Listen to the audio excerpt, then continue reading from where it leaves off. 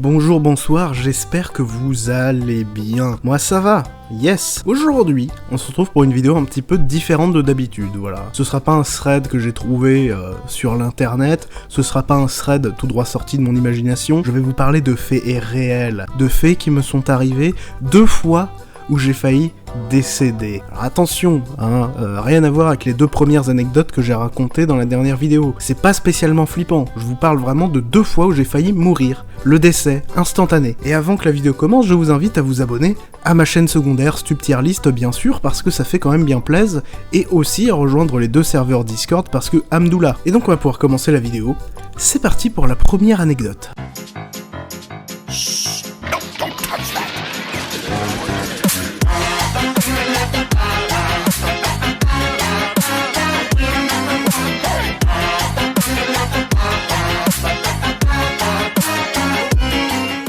Donc cette première anecdote, elle se passe en 2017-2018, je suis au lycée, voilà, petit con, et moi je faisais du airsoft à l'époque, mais pas du airsoft en club ultra clean, non, je m'étais acheté une arme airsoft sur le marché noir de l'airsoft à une somme minime, et je m'étais mis à faire du airsoft avec des gens que je ne connaissais pas dans un bâtiment abandonné. D'ailleurs au passage, tout ça est parfaitement illégal, ne le faites pas. Voilà, t'as pas le droit de faire ça sans autorisation, sans rien, tu peux pas faire ça comme ça. Déjà juste entrer dans un lieu abandonné, t'as pas le droit, donc... Enfin bref, tout ça pour vous dire que j'étais dans un bâtiment abandonné, un grand domaine, une ancienne usine. Donc on était comme ça, machin, on jouait au airsoft, on se tirait dessus, ça faisait mal, on était content, voilà. Et à un moment, on voit la police entrer dans le lieu, tu vois. Mais pas la police qui rentre en mode, on vient juste vérifier s'il y a personne, si tout se passe bien dans ces lieux, tu sais, passer par l'entrée principale. On les voyait vraiment rentrer par l'entrée un petit peu cachée qu'on avait pris, tu vois. C'était vraiment l'entrée, on sait qu'il y a des gens ici, et si on les attrape, croyez-moi qu'on les ramène au poste, quoi. Et je les voyais arriver, je voyais leur démarche, qu'ils étaient pas là pour déconner. Ils avaient comme ça leur flingue à la main, enfin pas à la main, mais vous voyez posé sur leur arme, là, sur leur hanche, avec une démarche un petit peu de ninja, comme ça, du coup je me suis dit putain, fais chier. Donc moi je suis quand même un sacré athlète, du coup je décide de me barrer en courant. Ils m'avaient pas vu encore, c'est pour ça, très con de partir en courant alors qu'ils t'ont pas vu, tu vois. Mais bref, je me barre en courant. Et faut savoir que j'étais à ce moment-là à l'étage, limite sur le toit, quoi. Enfin, l'étage intermédiaire entre le toit et le dernier étage, quoi. Il y avait une espèce de balcon, une espèce de corniche, absolument pas protégée, sans barrière. Eux ne m'ont pas vu, moi je les vois. Je me dis bon, faut que je me barre. Qu'est-ce que je fais ? Soit je retourne sur mes pas et je risque grandement de les croiser, de me faire baiser, soit je passe d'une corniche à l'autre pour pouvoir descendre dans l'autre bâtiment où je sais qu'ils y sont pas, et me casser en soum-soum. Et bah je décide de faire ça, je décide de passer de corniche en corniche, comme ça, en faisant un petit saut, voilà, je sais pas, il devait y avoir un petit mètre, tu vois, qui séparait les deux, je me suis dit, tranquille, ça passe. Ce n'est pas passé. Et je tiens à préciser que c'était une chute de bien 15 mètres, c'était vraiment un bâtiment très haut, 3ème étage, tout ce que tu veux, donc on était vraiment sur une chute de 10-15 mètres, bref, une chute mortelle, quoi. Et du coup, je rate mon saut, tu vois. Je commence à sauter, et là, merde, ça glisse. Et du coup, bah, le 1 mètre, bah, bof, quoi. Du coup, j'arrive à me rattraper avec mes bras comme ça sur l'espèce de rebord. Et du coup, je suis comme ça, j'ai les jambes dans le vide. Je suis en mode help, aidez-moi s'il vous plaît, parce que je vais bientôt lâcher, je vais mourir, voilà. Et là, vous vous dites, putain, c'est la merde. Et oui,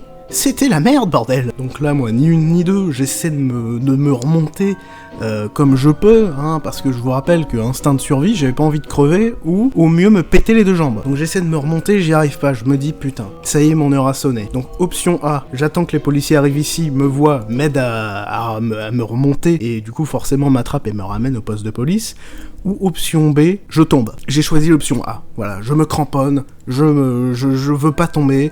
Tant pis, j'attends les policiers qui passent par là. Et au bout d'un moment, la police, quand même, ils mettent du temps à venir, et je commence à plus avoir trop de force dans les bras, et je me dis, putain, bon bah je vais finir par tomber, quoi. Et c'est vrai, ils ne sont jamais venus, ils étaient juste rentrés, ils ont trouvé personne, parce que oui, tous les autres saligots qui étaient avec moi, bah ils se sont tous cachés aussi, ou ils se sont tous barrés sans se faire repérer, bref, les policiers se sont dit, bon bah y a personne, on se casse. Je les vois partir au loin, comme ça, et moi j'avais envie de dire help me, mais de toute façon je savais pertinemment que le temps qu'ils remontent tous les étages, bah je serais déjà tombé, c'est mort. Et là qu'est-ce qui se passe ? Miracle, je voyais la lumière blanche, je me voyais tomber comme ça, je me voyais soit mort, soit avec tous les os du corps pétés, tu vois. Et là, qu'est-ce que je vois arriver au loin, comme ça, tel un héros? Une autre personne qui était avec moi dans ce lieu, qui faisait de l'urbex avec moi. Personne que je ne connaissais pas. C'était d'ailleurs la seule personne que je connaissais vraiment pas, quoi. Parce qu'au fur et à mesure du temps, j'ai appris à les connaître, les gens, et c'était vraiment le seul que je connaissais pas du tout, ni d'Adam ni de Ève, tu vois. Et du coup, là, je le vois arriver, là, tel un héros, en train de courir comme ça en mode non, je vais te sauver. Et du coup, il arrive, il attrape mon bras. Je me dis yes, je suis sauvé. Déjà, je vais pas tomber, trop bien. Mais bon, faut quand même qu'il arrive à me remonter parce que le mec, il était quand même sacrément maigre. Et moi, je pesais déjà mes 90 kilos à ce moment-là. Donc, tu vois.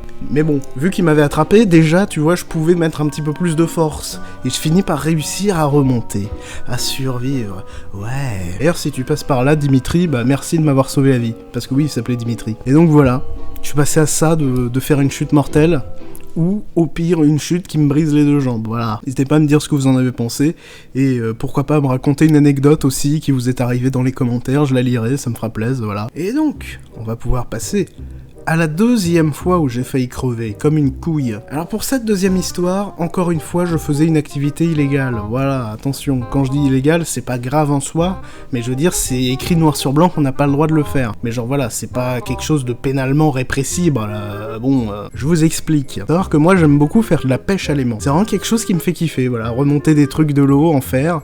Des fois, on retombe sur des objets un peu stylés, ou des vélos même, enfin bref, c'est cool. J'aime bien cette activité. Et d'ailleurs, depuis peu, c'est interdit partout en fait, et ça fait bien chier, et du coup je le fais plus, mais c'est dommage. Mais avant c'était interdit, mais que en Normandie. Pourquoi? Parce qu'en Normandie, en 1944, il s'est passé le débarquement de Normandie, bien sûr. Et donc forcément, il y a des obus un peu partout, il y a probablement des armes à moitié fonctionnelles encore dans la flotte, bref, voilà.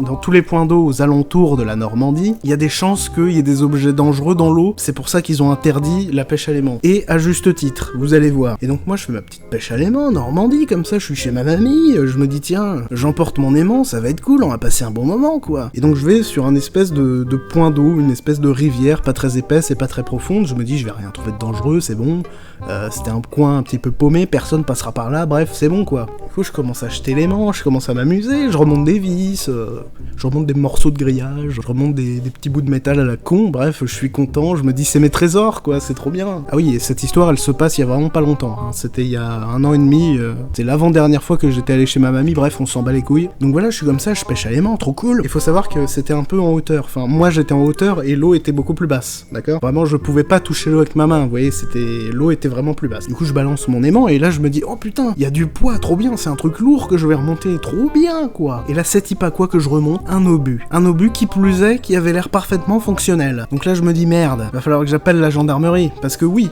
ça faut le savoir, quand vous déterrez quelque chose de dangereux, ou quand vous trouvez un objet dangereux, une arme à feu ou un truc comme ça, il faut appeler la gendarmerie, et si vous ne le faites pas, je crois que vous êtes passible d'une amende, enfin en tout cas si on apprend que vous avez trouvé quelque chose de dangereux et que vous n'avez pas prévenu les autorités, vous pouvez avoir une amende, bref. Donc quand vous déterrez un obus, hein, l'objet le plus dangereux du monde, hein, vraiment ce machin là, si tu le tapes un peu trop fort contre une table, il explose. Voilà, faut faire gaffe avec les obus, et du coup c'est pour ça qu'il faut absolument appeler la gendarmerie. Sauf que, bah c'est parfaitement interdit de faire de la pêche à l'aimant comme précisé avant, donc soit je remets le machin à l'eau au risque qu'il me pète à la gueule, soit j'appelle la gendarmerie et je me prends une belle amende. Qu'est-ce que je fais? Eh ben je décide de remettre l'obus à l'eau. Voilà, j'avais vraiment pas envie de me prendre une amende, vraiment ça fait chier, tu vois, vraiment. Là je vois plein de policiers qui regardent mes vidéos qui sont en mode on va le choper celui-là, on va le choper, vous allez voir. En bref voilà, je leur fous à l'eau le machin parce que bon, j'avais pas envie de me prendre une amende quoi. Et du coup je me suis dit, on va faire les choses délicatement.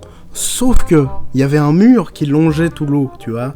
Et du coup, ce machin-là, j'avais peur que s'il racle un peu trop fort le mur, soit parce que je fais trop un mouvement de balancier un petit peu trop violent, qui se tape violemment contre le mur et qu'il explose. Et un obus qui explose, c'est une explosion absolument gargantuesque, hein, voilà.